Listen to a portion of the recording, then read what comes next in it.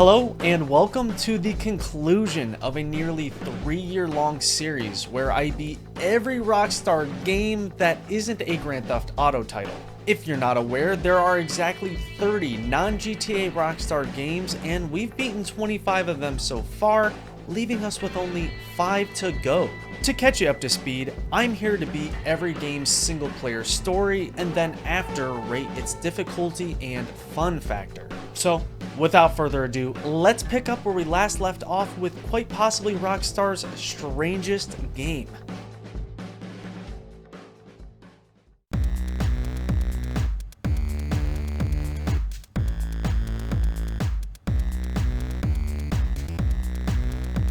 Believe it or not, this game right here, Beaterator from 2009 for the PSP, might just have been the title I was most excited for because of its extreme oddball status. Going into it, I was 95% sure that there would be no story mode or any overarching objective to complete for this challenge. I assumed it would just be a music making tool that just happens to be involved with Rockstar, and I was right. That doesn't mean it's not worth discussing though. There are a good amount of notable aspects to Beaterator. As you can see above the title for the game, it's presented not only by Rockstar, but also by the iconic 2000s producer Timbaland. Yeah, that mascot on the box, that's supposed to be him.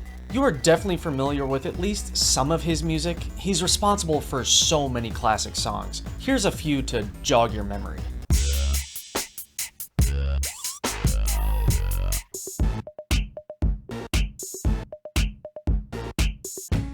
How you doing, young lady? The feeling that you're giving really drives me crazy. Because of hits like those and many more, Timbaland's name holds a lot of weight. That's why Rockstar decided to partner with him in order to make this obscure game a little more marketable. Beaterator is actually based on a 2005 Flash-based music mixing tool of the same name made by Rockstar that apparently proved successful enough to warrant a physical release, as well as even a more obscure iOS version made for the game that is similar to the PSP but way simplified. In addition to Timbaland's name and likeness being used for the game, he actually did contribute to the gameplay, but we'll get into that later. The Rockstar studio behind this one is Rockstar Leeds. A branch of the company is responsible for multiple ports, some co-development, and some lead development on many Grand Theft Autos. What you really need to know about Beaterator is it's not really a game. It's more of a music mixing program, or DAW as some might call it, aka a digital audio workplace. Within the game's promotion, they leaned heavily into the fact that this is a portable music making experience, with it being on the PSP and all. That fact, combined with the first impression you get when looking at this game, you'd think it'd be rather simplistic and not at all for hardcore music lovers. But there's way more to it than you'd think. Again, looking at the promotional content made for the game, you see all sorts of people using it. Some are casuals, while some are well-known and well-respected rappers and producers. That led me to believe that even if there isn't a story mode to beat, maybe I can at least have fun by making some of my own music. I mean, they make it look so easy in those videos.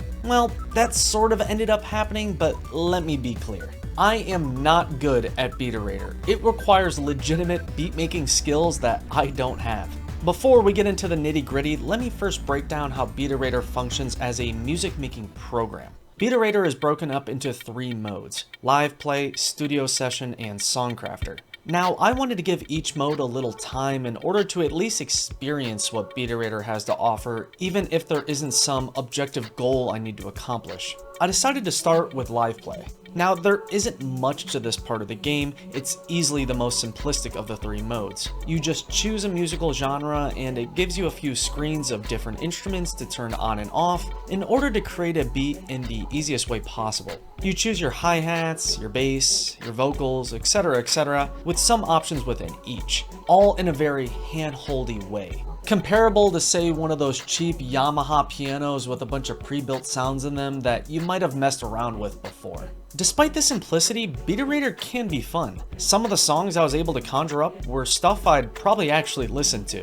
That wasn't the case with everything produced in this mode. Some of the loops are very obnoxious, but overall, I enjoyed what I heard. I found myself obsessed with this bass line in particular.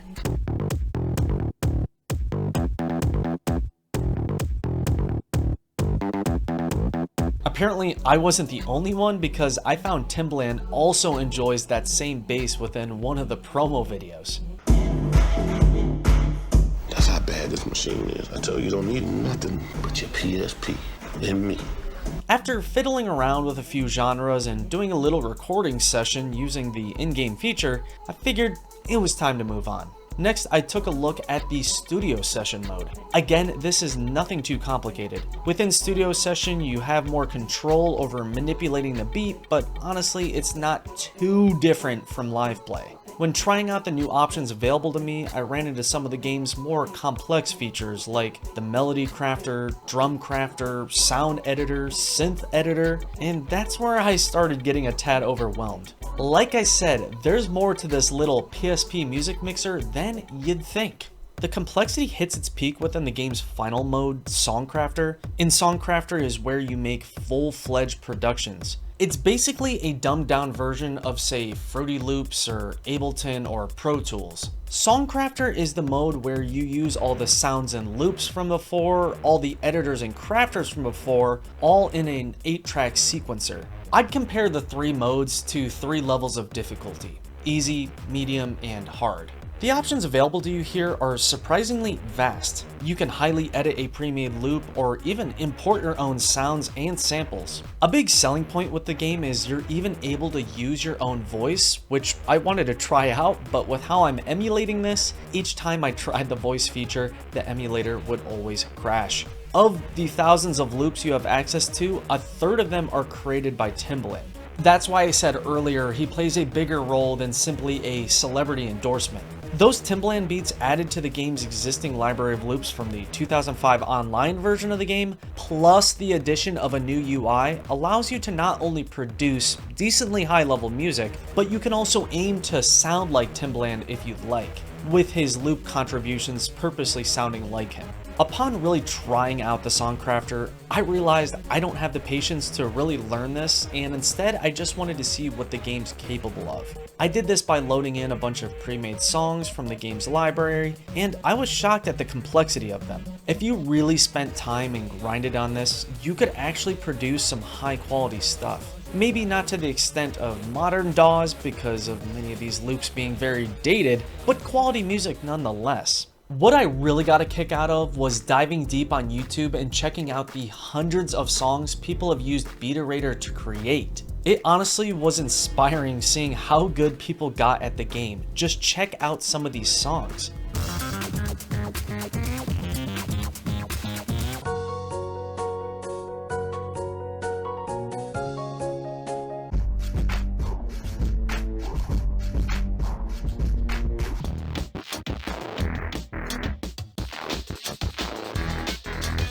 I even found examples of people recreating famous songs with it.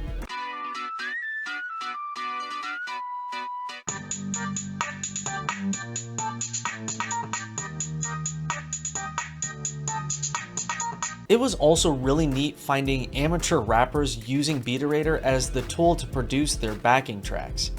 Nobody touches but my kinfolk, the one that had it popping too much. You probably caught me on the bottle too much. The coolest discovery I made was this ancient news clip of a school that, because of budget cuts, started having students use PSPs with Beaterator to teach music theory. How sick is that? All in all, Beaterator is a very interesting game/program and an especially cool piece of Rockstar history. I don't think it really changed the rap game like some of the rappers in the promo videos said it would, but the proof of its use is on YouTube and even on the news. For its difficulty rating, I don't feel it's right to assign one because there was no story mode to complete. But I'll at least toss out a fun factor rating of 5 out of 10 because fun can be had. Music creation just has to be your thing. If you're wondering if Beaterator at all contains that Rockstar feel, it's a strong no, but within the game's many interface skins, there's a pimp option which gives me slight Rockstar energy. Also, I have to mention a website I ran across quoting Timbaland as saying he used Beaterator on a Jay-Z album, which I highly doubt, But if true, how dope is that? Anyway, with Beaterator looked at, time to move on to something you're probably more familiar with.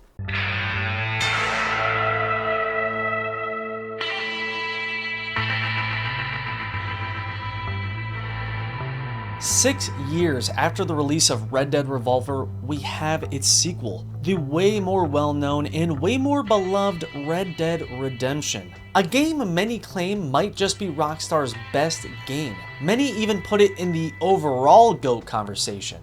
I wouldn't necessarily call it their #1 best game, but it is amazing. Similar to many of the previous games, I purchased this back in the day in hopes of it being like Grand Theft Auto, and I ended up being right. Calling this GTA but in a Western setting is definitely an accurate description. That's not a slight or meant to downplay this as a standalone project. I'm just saying there are countless comparisons between the two properties, too many to list. I didn't get far into it back then. I mostly just did a lot of this.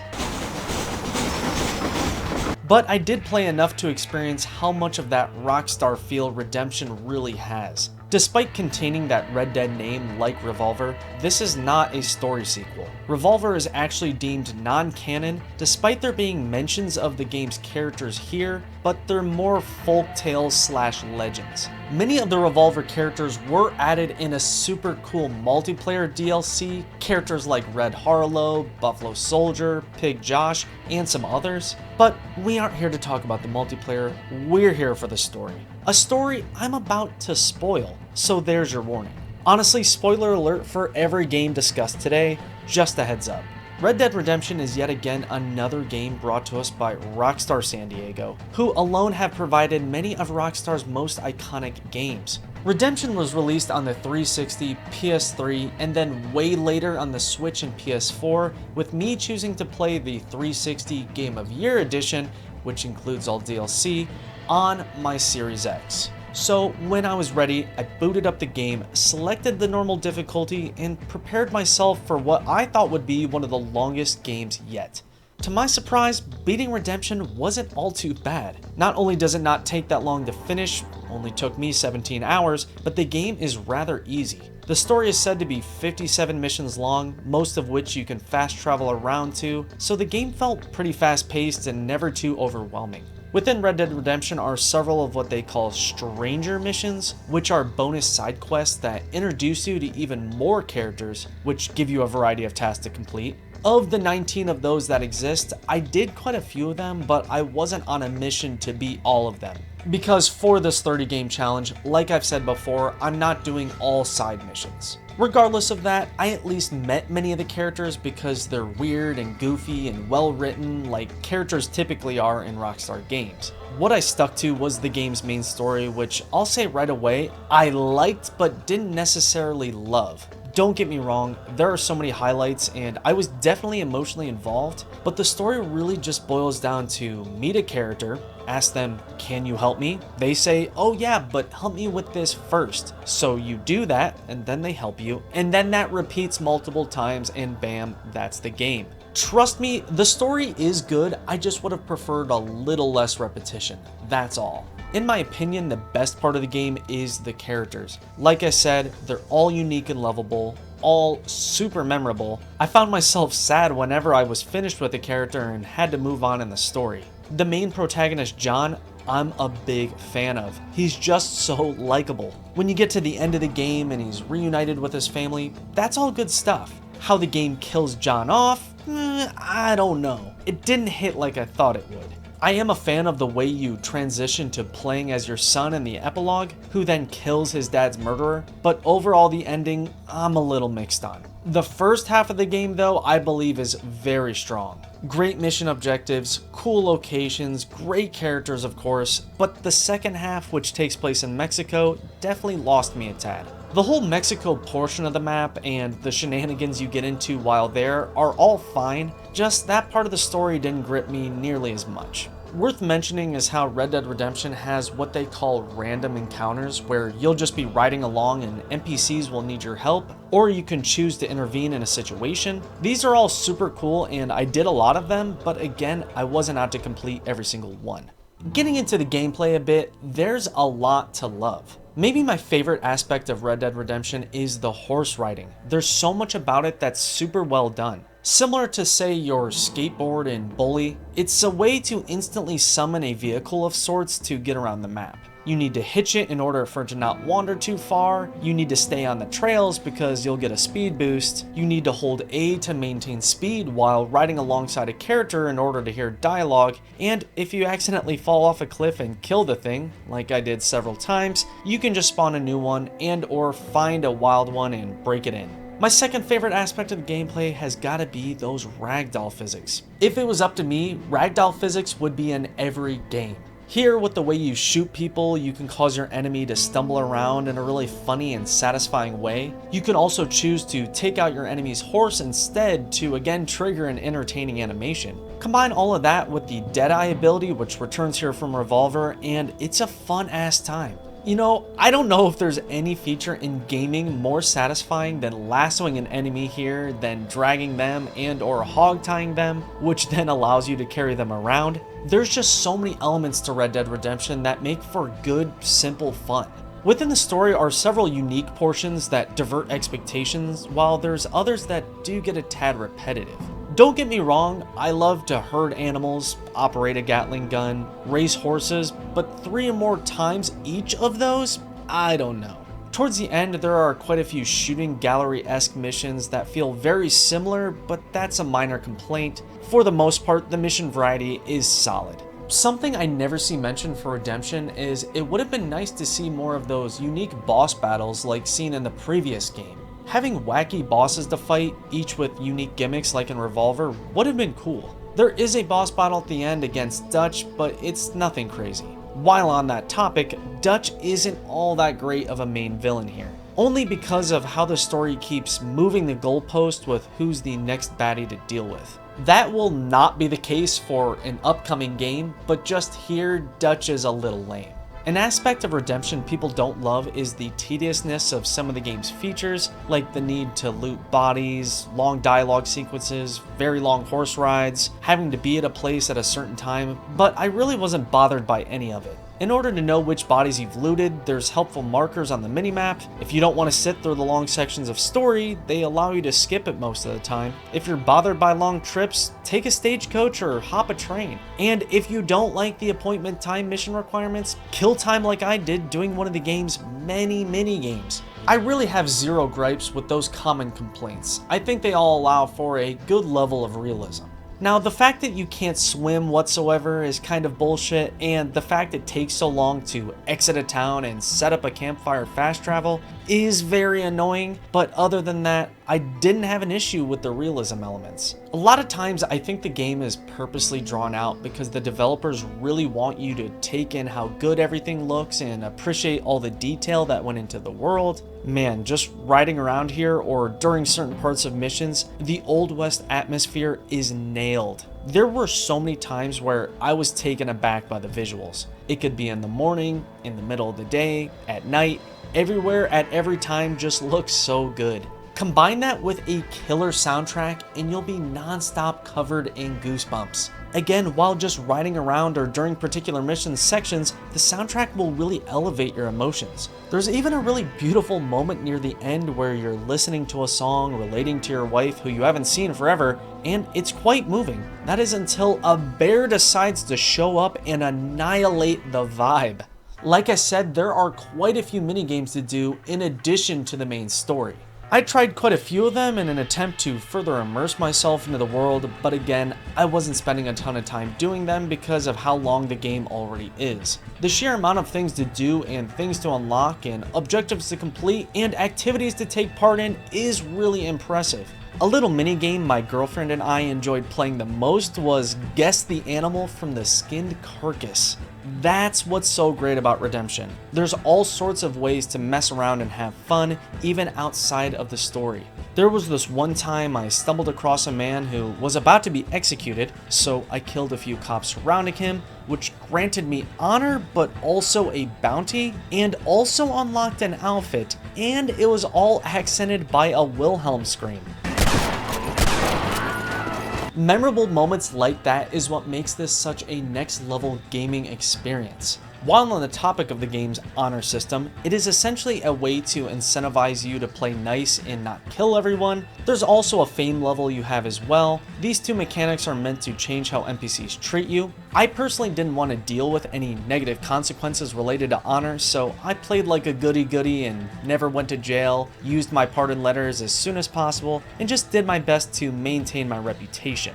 When it comes to whether Red Dead Redemption is a hard game or not, no, it's definitely on the easier side. There are a few moments near the end that got a tad frustrating, but with the game's auto-aim and overall easy to deal with enemies, I wasn't sweating too much. Difficulty did come in the form of spread out checkpoints and glitches though. Some glitches I encountered were harmless and or kind of funny, but others, like when the wagon got stuck in front of me, or when this cutscene froze the mission progression, or when Jack refused to move his horse, those moments kind of sucked. You're gonna get that with any game though. For the most part, this ran great. Overall, I think Red Dead Redemption is a marvelous game with a solid story, amazing characters, beautiful open world, fun objectives, and an immersive as hell atmosphere. For Red Dead Redemption's difficulty rating, I give it a 4 out of 10. Like I said, this was not a struggle to get through whatsoever. For the fun factor rating, I give it an 8 out of 10. The unpredictable nature of the open world, combined with the super satisfying gameplay and ragdoll physics, made for countless fun moments. Redemption is definitely one of those unforgettable gaming experiences. If only it had an expansion.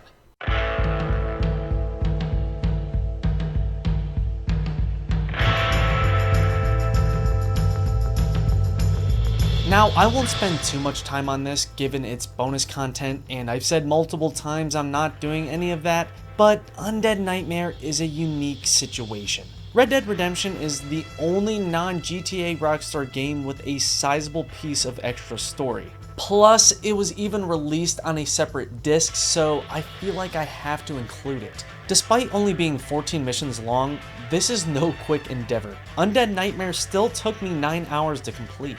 That's because of a whole list of reasons that we'll get into later. Similar to the base game, I owned and played this way back around release, but didn't get very far in the story as I was more busy doing shit like this.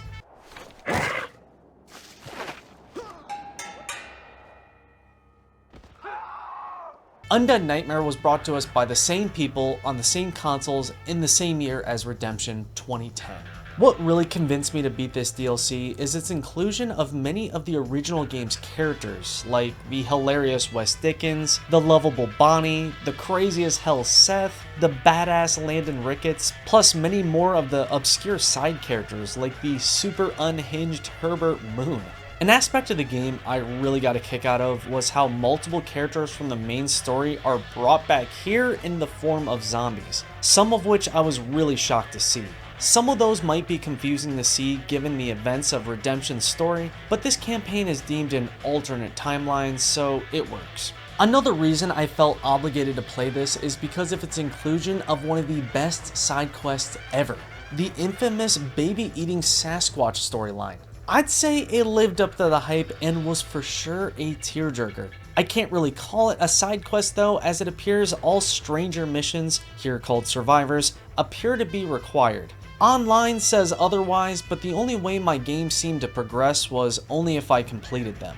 That is most likely because Undead Nightmare purposely spaces out the few missions that exist in order to prolong the story, and I just decided to crank out the side missions while I waited. Overall, I'm a big fan of Undead Nightmare.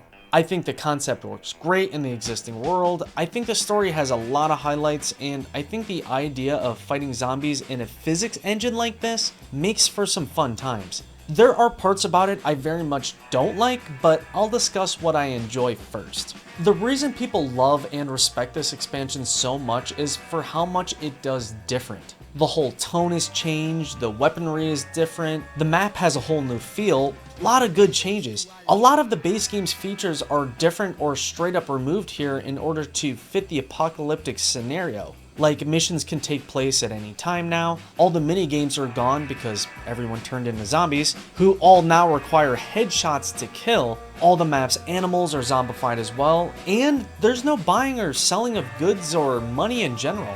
ammo is the new currency here, hence why you have to spread it out among survivors in many of the missions. I'm fine with those changes, I think they all make sense, but why remove fast travel? Here you're only able to fast travel via a bed and you can only travel to nearby towns. No campfire or custom waypoints like before. I think this is an obvious tactic to pad out the game, but you eventually get used to it. Those random encounters return here, but are now zombie themed of course, with some of them being really interesting little side stories. Jesus!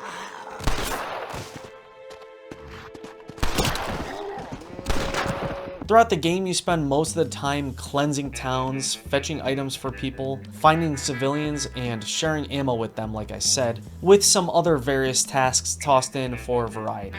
There was one mission I thought had a super neat concept of needing to deliver a freshly made zombie, except I way overthought what they meant. I thought I had to grab a zombie who I saw get freshly converted, so I tried to drag a human to zombies. Well, he died before I could get there. Then I tried to allow zombies to take over the humans within those random encounters, but every time they would just die also. I also tried to grab one of those fresh zombies seen in one of those earlier encounters, but I was too slow. Then I grabbed a zombie who I watched transition, but apparently not transition enough. I then said, God damn, maybe I just need a normal zombie. So I hogtied one, but it glitched so I couldn't grab it. Then finally, I grabbed a normal non-variant zombie without glitching, and thankfully it worked. That's one thing about Undead Nightmare. It is one of the glitchiest experiences I've ever dealt with. Granted, the backwards compatibility versions are said to be a tad janky, but wow did it ruin my time playing. Similar to Redemption, I encountered some glitches that didn't impact much and instead were somewhat entertaining, but then there was a time like when a cutscene removed a zombie I had to deliver, or the numerous times I encountered the dreaded headless glitch. In Undead Nightmare, there's a pretty notorious glitch where only the zombies close spawn, which makes them look headless, and then it proceeds to break the game. I first encountered this while saving a town, the headless spawns then froze the progression bar, then again while cleaning a graveyard, same situation, the objectives were broken, then once again in the wild I encountered headless zombies, then I tried to save my game, which then resulted in a black screen requiring a forced restart, then another game crash later on, then oh boy, the Sepulchro graveyard mission resulted in multiple headless encounters, which again broke the mission objective. The mission in general is known for being very glitchy, headless zombies or not. People have come up with some strategies to deal with the never-ending objective, but nothing worked for me. Eventually, I thought to save the game and try again, and thankfully, after a ton of attempts, that worked, and I was able to move on. And then one more game crash later on. As you can see, the game can be extremely frustrating. Those glitches are a large part of why the DLC took me as long as it did. Don't get me wrong, I enjoy Undead Nightmare, but the glitches, the no fast travel, and the spread out missions, and the fact towns can be continually taken over, requiring you to do them again and again, it's stuff like that that hurts it. Getting back into the stuff I really do like is the Mythical Creatures edition. While roaming around, you're able to run into mythical creature spawns. I blew these opportunities multiple times, but eventually got one of the 4 horses of the apocalypse, that being War. Of the 4 horses, War sets all the surrounding enemies on fire, with the other ones also having special abilities like Famine is really fast, Pestilence stuns enemies, and Death, who I received at the end of the game, is able to brute charge through zombies. I think the addition of those is dope, as well as the Sasquatches, and even Chupacabras and Unicorns, but those were only accessible after completing challenges, which I didn't do. When you accidentally kill one of your mounts, which I did multiple times, you have the chance of summoning an undead horse, which is nice because they have unlimited stamina, but the drawback is they're really hard to control. Honestly, every time I received an undead horse, I would just immediately put it out of its misery in order to hopefully receive a fresh live horse spawn. The whole game, I was pretty irresponsible with my mounts. I'd run off a cliff, spawn a new one, then drown it less than a minute later. Overall, I definitely consider Undead Nightmare a harder experience than Redemption, not only because of glitches, but just because of the sometimes large amount of zombies who all require headshots are trickier to deal with than say the easy base game gunslingers. For its difficulty rating, I'd give Undead Nightmare a 6 out of 10, only because of the unpredictable glitches and some tricky moments here and there. For the fun factor rating, I'd also give it a 6 out of 10. The concept is really fun, and the ways in which this is different from Redemption really do feel new, but not nearly enough to give it the same fun factor rating. I think I'd have to agree with people who say this is in the GOAT conversation for DLC, but it's not without its flaws, that's for sure. While on the topic of GOATs,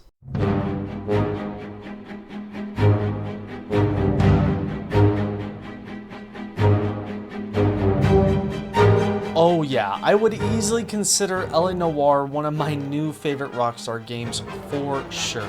There's really nothing like it. This is yet again another game purchased on that fateful trip to the secondhand video game store where I purchased Red Dead Redemption, Bully, and Midnight Club LA, where my goal was to acquire more games with that GTA 4 feel.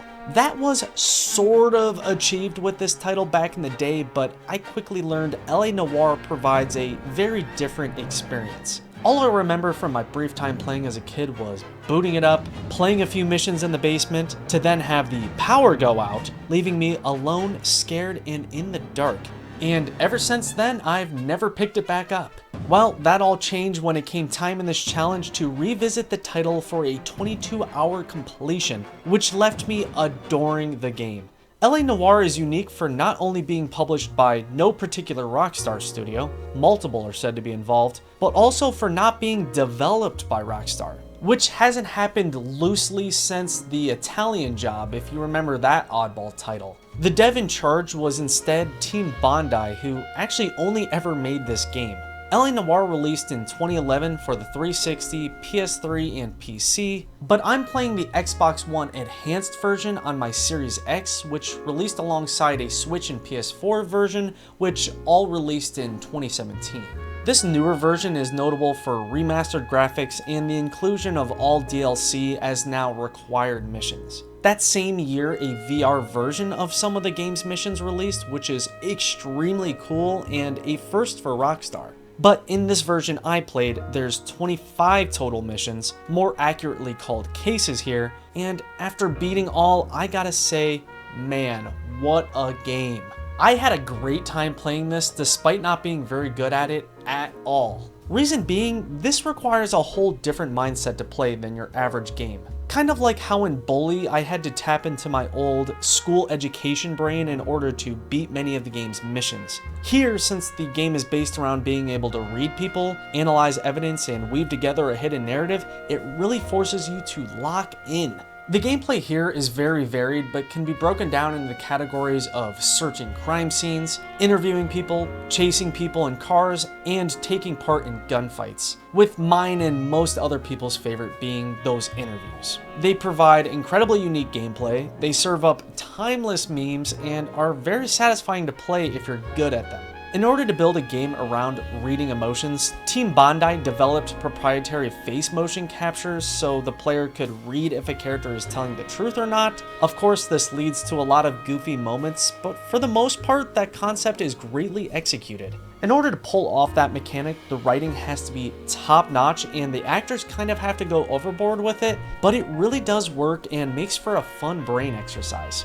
That element is for sure what the game does best. The driving and gun combat isn't as amazing, it's admittedly a little stiff, little janky, but that's not the main focus here. Solving the cases is. It's really the variety of the gameplay that makes LA Noire so special. One moment you're killing thugs, next you're solving a puzzle, next you're pressing a little kid for answers, next you're analyzing a piece of evidence, next you're chasing down a gangster. It's wild how many different things there are to do here. There are so many types of collectibles to search for, if that's your thing. There's 40 optional side missions, which I again didn't do much of, but are available for those who want more, or you can just explore the wonderfully detailed open world for fun. There's moments throughout the story where things start to feel a tad repetitive, but just as that feeling creeps in, there's a gameplay switch up that keeps things fresh. There's a unique level of immersion achieved here with how well integrated certain gameplay features are, like how your menu is actually your detective sketchbook, or how you're alerted when you've found all the clues not by text or narration but by subtle musical cues in the background, or how you're fed story context by finding in-universe newspapers, or how your performance stats are recapped in post-mission case reports, or how fast travel is present through making your partner drive, or how the story info is fed to you via telephone calls. It's just all so clever. I was focused on beating the game at a solid pace, so I almost always had my partner drive to the desired location, but I never skipped any dialogue or minded watching cutscenes because the story is great. It's definitely a little hard to fully understand, but the way the war flashbacks tie in with the present story and the newspapers, it's all really well done. Despite loving nearly every element of the game, I'm not very good at it, like I said. See, in the interviews, you're supposed to determine if someone is telling the truth, telling a lie, or is telling a claim that can be refuted by evidence. In the original version of the game, the options given to you make that pretty clear, but in this enhanced version, the options are switched to good cop, bad cop, and accuse. In most situations, I believe the original 3 options would have worked better, cause here it's sometimes really hard to tell which direction to go. With some suspects, it's crazy obvious what direction they lean, but with others, it's super debatable. I found myself selecting only good cop or bad cop way too much near the beginning of the game. Only later, around 10 hours in, did I start choosing evidence-based accusations more, which led to more success. Man, there's some missions here where I was shanking a majority of the questions. Usually I only got about 50% right. Part of the game I think is really interesting is how it'll let you fail questioning or even fail an entire case, but let you continue on in the story. Some might think that's a little too lenient of them, but it comes at the price of robbing you of story chunks. Sometimes tons of extra interesting dialogue. There were a few times I completely messed up a case and felt ashamed of my choices, but I learned from that and made different decisions in future cases. The game does allow you to retry the entire case, but some of these are way too long to do over. The game on paper doesn't seem that long, but many of the cases can take up to an hour. I definitely understand being bad at LA Noire is a skill issue, but I sometimes found the game being a tad too misleading with what choice to use. Like, maybe I was supposed to choose accuse and use evidence, but they are lying and I was technically right choosing bad cop. Or when you spend hours questioning and accusing people of being guilty, sometimes failing to do that, then later in the story it's revealed that all the crimes were committed by one serial killer. None of those earlier suspects you accused. So what about all those times the game said I was wrong, or when I found supposed rock solid evidence? That backpedaling aspect of the story is a little annoying, but a minor gripe. Don't get me wrong, I love LA Noire for how challenging it is, but I just think sticking to truth, doubt, and lie would have greatly impacted the decisions I made. As I get better with time, I started to develop strategies like back in and out of accused to hear some freebie dialogue, or scan every possible area for vibration evidence to then leverage it later in the interviews, or spam tap every ledger line to discover those trickier to find clues quicker. All because, if done right, the interviews can be very satisfying not only story-wise, but in a satisfying gameplay way with the correct evidence. There's some clues like this poem you have to decipher, which took some time for me to crack, but once you do, you feel like you pulled off an impressive task. Sometimes I had to utilize the sort of cheat mechanic where you use what's called intuition points to reveal clues, because how else would I have been able to find those tiny ass cigarettes? A lot of times while searching for clues, you will stumble upon useless garbage meant to throw you off, but you eventually realize what's worth investigating and what isn't. Just the whole evidence part of the game I love so much. I made sure to find each and every piece because nailing someone with the proof was so rewarding. That gameplay loop of finding some, making the connection, maybe returning to get even more evidence, maybe asking multiple people at the same time about it, all makes for a very unique gameplay loop. If I had to voice some complaints, they would probably be loosen up the controls to be a little less linear, and maybe crank down the volume of the police sirens so I can actually hear the dialogue. But other than that, I only have positive thoughts regarding it. Add to the pros an incredible soundtrack, some incredible location variety, including multiple spots that reminded me of several of the previous Rockstar games, and a story that had me gripped from start to end. I think a testament to how good LA Noire is even for a player like me who failed so much, instead of being angry and disliking the game, it just pushed me to get better and learn from mistakes. For sure, it's stressful at times, but it just does so much right in so many categories. For LA Noire's difficulty rating, I give it a 7 out of 10 because every aspect besides the interviewing is very easy, but within those interviews is where things get tricky. Enough to put it as one of the harder to beat. For the fun factor rating, I give it a 9 out of 10. The unique brain mode required, combined with incredible gameplay variety, makes for a very fun and unforgettable experience. Like I said before, LA Noire does give off a slight bit of Rockstar energy in terms of its look and feel, but not to the extent of other non-GTA titles. This is really a standalone experience. Hopefully one day we get a sequel. There was a spiritual sequel in the works, but that got axed early on. If you're looking for some more lore extension like me, there was a series of short stories made to coincide with the game, so I might be picking that up to get immersed once more into this great story. Before our 30 game challenge comes to an end, it's time to check back in with a series that has yet to disappoint.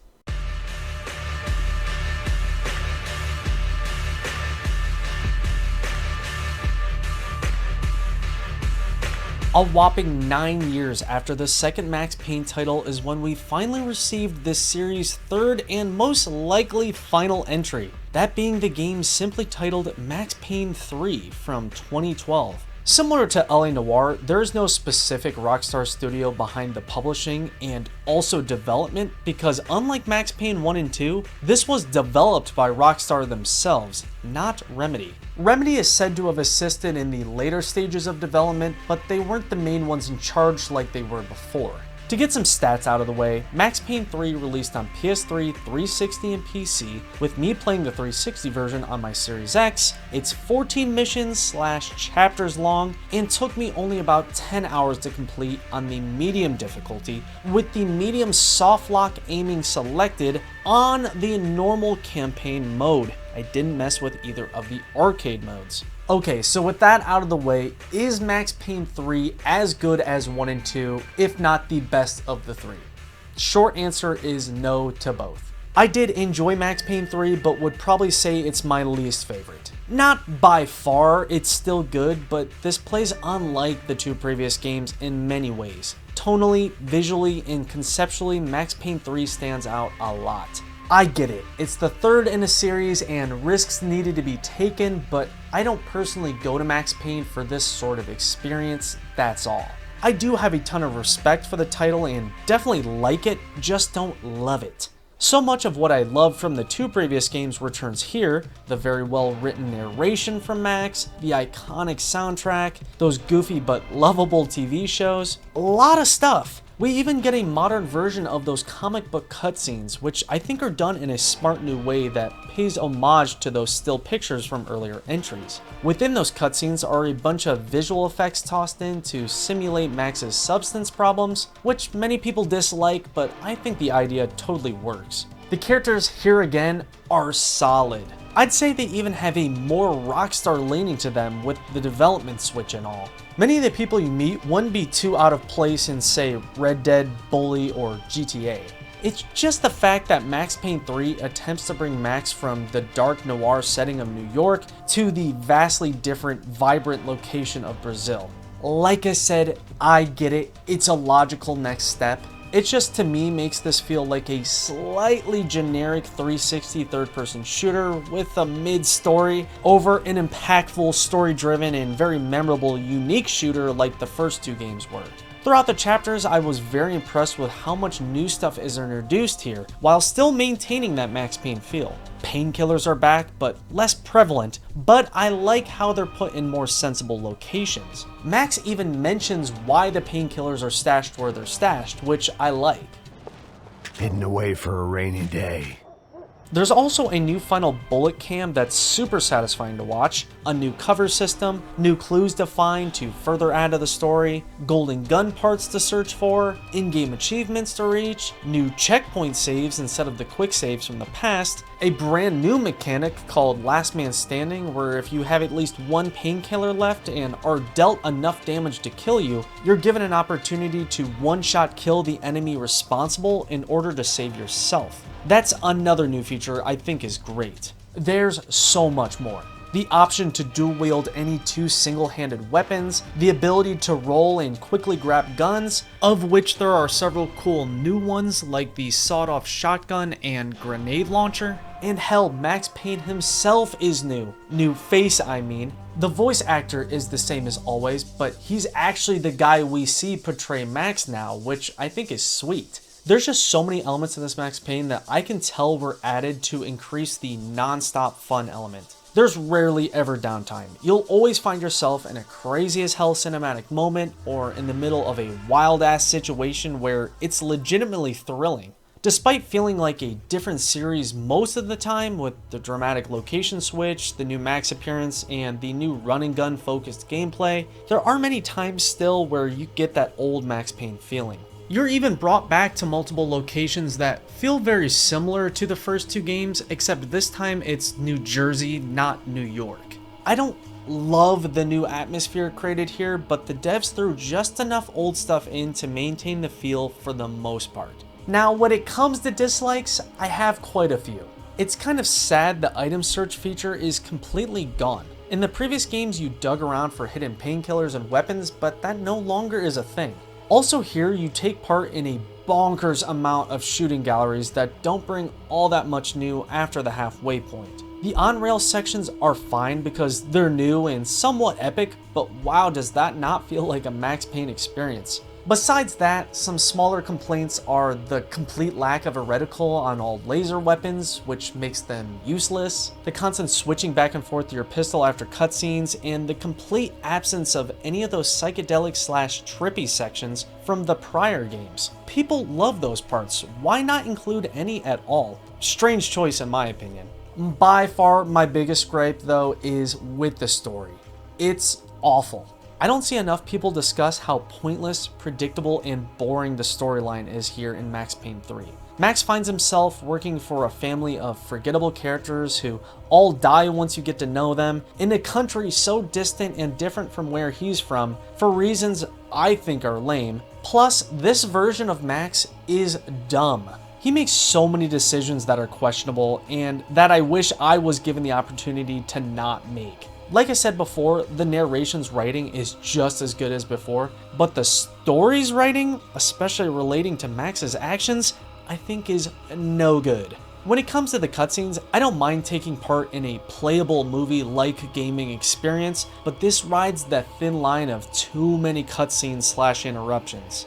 Don't get me wrong, there are parts of the story that aren't half bad and make some sense, but man, the story to me knocks this game down a ton of pegs. Also, I get the lack of mentioning his wife because of how the previous game ended, but what about Mona? They just act like she'd never existed here.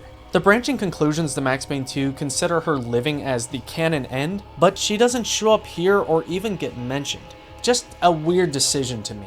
Anyway, I'll calm down with all the hating. Let me repeat, this is a good game, just not as good as the previous titles, and definitely not as good as the first two Payne games. To rattle off what I do really enjoy about this title is how different each chapter feels location-wise. Sure, the settings are new feeling to the series, but the location variety is solid. And it's just a great looking game in general. The way the guns feel here combined with the new physics engine are so satisfying. When you combine the bullet time and the shoot dodging with the new weapons and the new feeling floppy enemies, it leads to a lot of fun. The way enemies continue to fire their weapons when they're mid-fall, I always got a kick out of. When you enter a room in one of those new slow-mo cinematics, with your shell casings flying all over the place, with the soundtrack perfectly matching what's going on, it makes for some memorable moments. I wouldn't say this is harder than Max Payne 1, but it's definitely harder than 2. The early game is almost too easy, especially with the aim option I chose, but wow are some of the end sections tricky. Some parts took multiple retries, but not to the point of major frustration. I think overall the difficulty was at the perfect sweet spot. At the end of the day, Max Payne 3's biggest issue is being a solid-ass game with a bad story that doesn't feel all that Max Payne. I mean, what direction should they have gone with it? I don't know, I don't have the answer, but I just don't 100% love the direction they chose. The game is undoubtedly awesome though, with so many great new features, epic moments, and needed improvements. For the difficulty rating, I give Max Payne 3 a 7 out of 10. The early game was no problem, but those last couple of missions, that's a whole different story. For the fun factor rating, I give it a 7 out of 10. Because of how great the gunplay is here, combined with some, at times, goofy physics, it made for some fun times. Like I said in the beginning, this has gotta be the last Max Payne title. I really don't see them bringing the series back for a 4th entry, but maybe, you never know. I was happy to discover there's comic books made to tie the first 2 games in with this one, so I might have to give those a read in order to fully soak in the entire Max Payne universe. Hell, I even watched the Mark Wahlberg movie, so you know I'm dedicated. Also, real quick fun fact, the multiplayer mode in this game, which I of course didn't play, but is really cool in concept, had a couple of skins that never made it into the base game. All of which are super sick, including a version of Max from the Game Boy Advance version of Max Payne 1. I was blown away by the existence of this, and I just thought it was so cool, so I had to share. So, with that beaten, the time has come to tackle game number 30.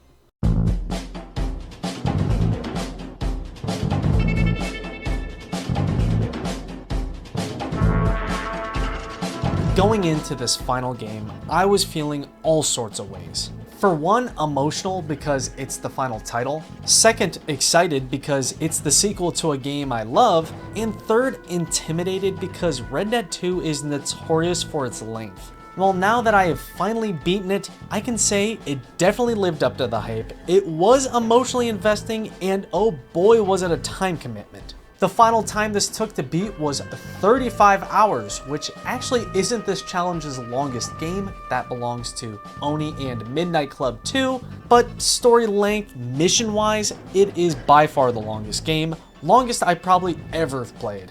The story is said to be 109 missions long, with many of those being optional side missions, plus 26 more of those strangers who also give even more quests. So it's easily the most content-packed title we've looked at. And I say that before we even look at all the additional side activities that exist within Red Dead 2. This is no joke a behemoth of a game. Red Dead 2 released in 2018 on the PS4, PC, and Xbox One, which is what I played on my Series X, and you can't forget as well on the now defunct Google Stadia. How crazy is that?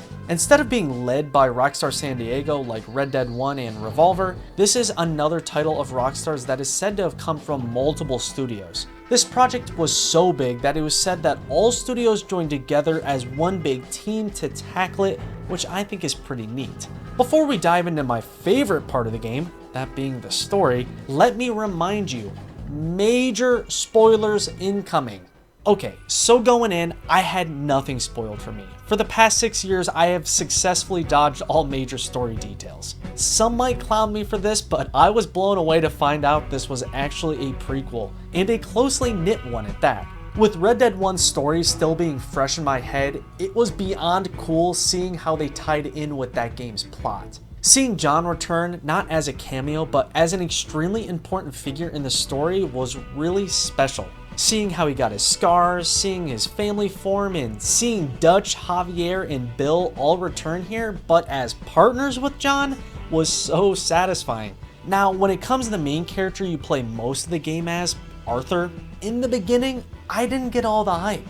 People online really adore Arthur, and I eventually also became one of those people because damn, he's good here. His arc is so well written and his personality is so likable. Man, when you're hit with the tuberculosis bomb drop and his health starts slowly declining, bro, it's hard to watch. I don't know if I've ever been more emotionally invested into a game's story like this. The length of it really helps cement the connections you have with the characters, and watching the gang slowly fall apart and Dutch slowly get crazier and crazier, it's a moving experience. I have the utmost respect for how cleanly they transition into the first game's story, which in comparison now is super shallow.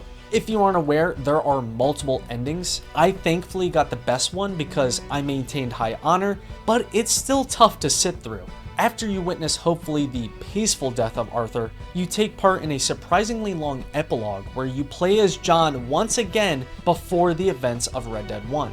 I get how some might think that section drags on a bit and is a little goofy, but I enjoyed it. The story overall is probably one of the best, if not the best in gaming, ever. The character of Dutch is a top 10 of all time villain for me. The new characters too, not one is forgettable. I could literally name them all off. A lot of the side characters too, some of the strangers as well are so damn clever and or funny and or tragic. The plot is packed with twists and turns, subversions when you least expect it, moments that are legitimately frightening, moments of pure anxiety, and many moments that yank on your heartstrings. I really can't praise it enough. The story here in Red Dead 2 is one you need to experience yourself, even though I dropped a ton of spoilers. Moving on to the actual gameplay present here, it's very similar to the first game in many ways, with there being a ton of gunfights with some other various objectives tossed in, as well as a ton of additional side activities and mini games to play.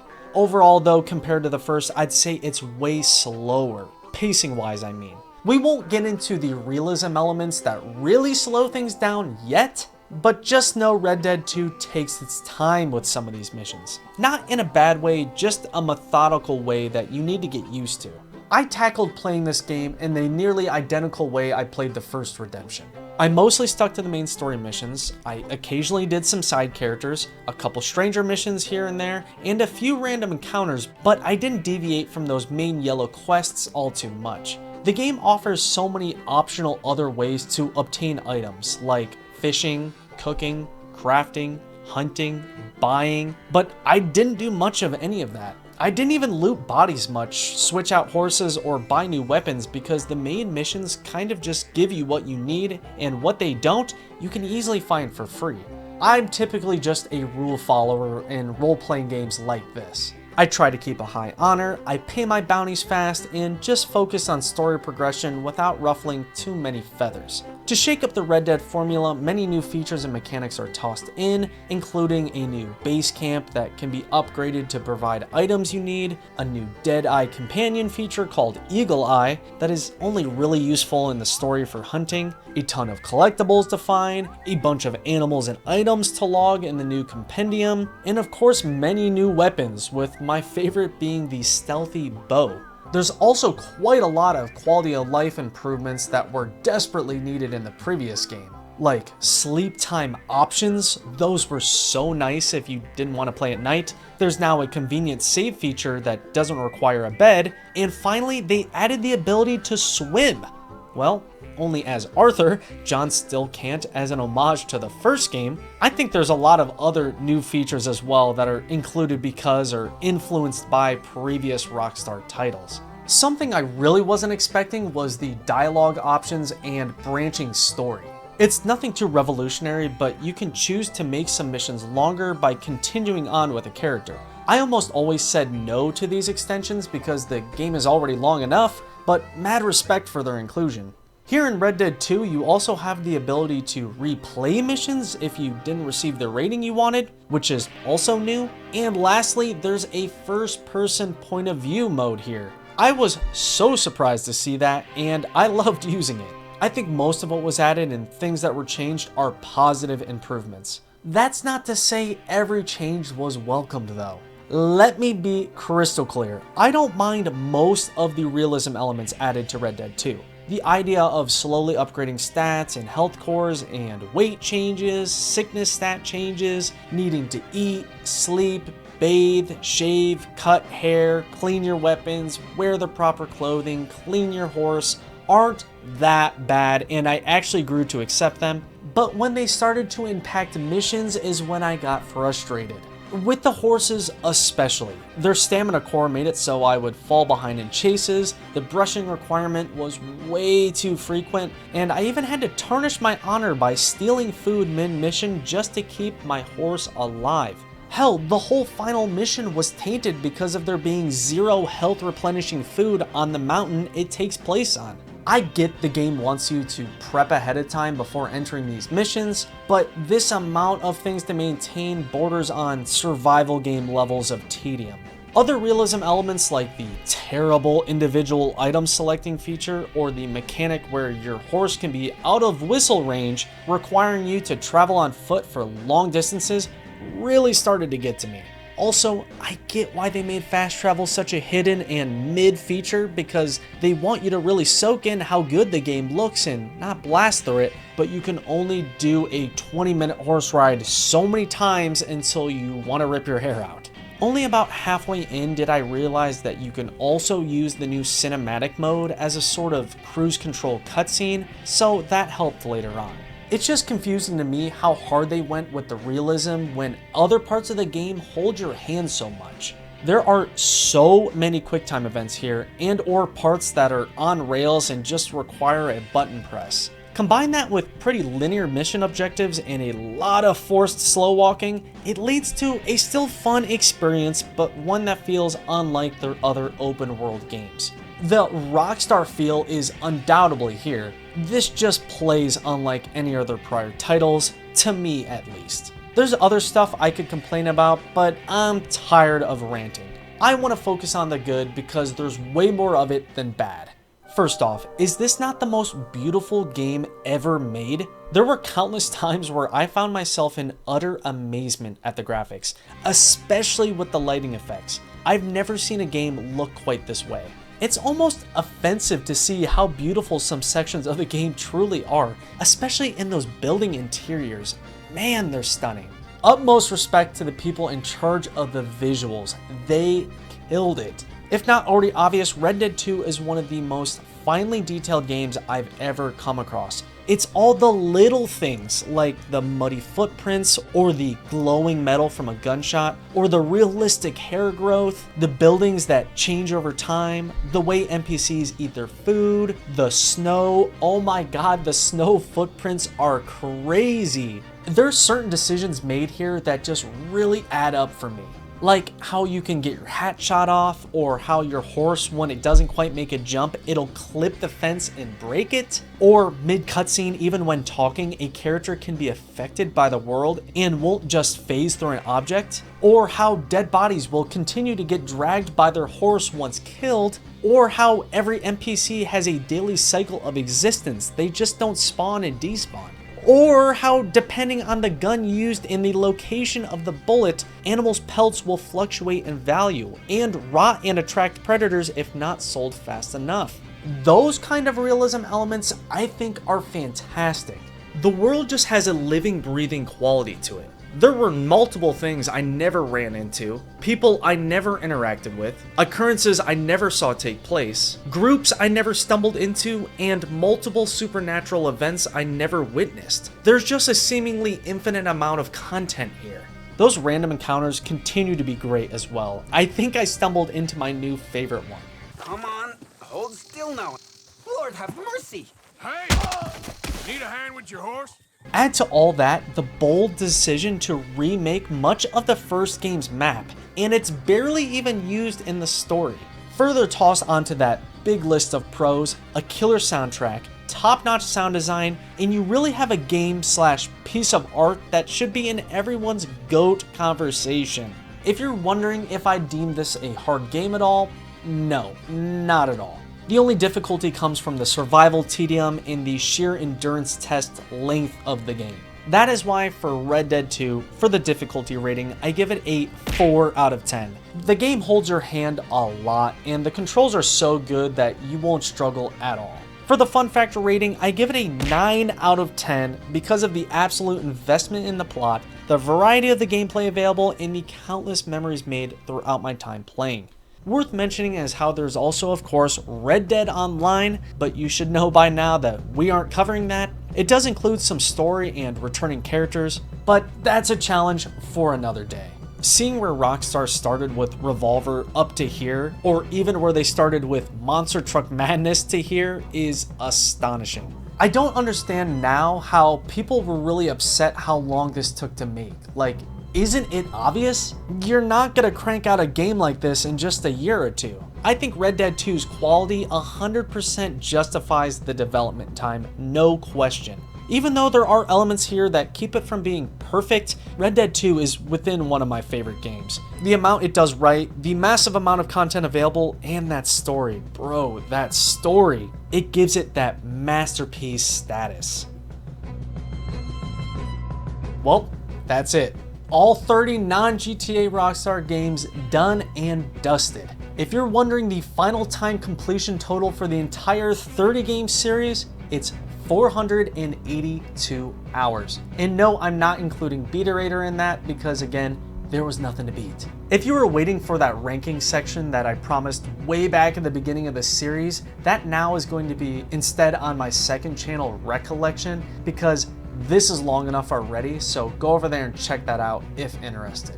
As a reminder, I'm primarily crowdfunded by Patreon, so if you enjoyed this over 6-hour-long series or any of my others, and or want behind the scenes content, and or want your name cemented as a supporter for these videos, I'd really appreciate it if you could consider becoming a patron. So with that said, see you next time.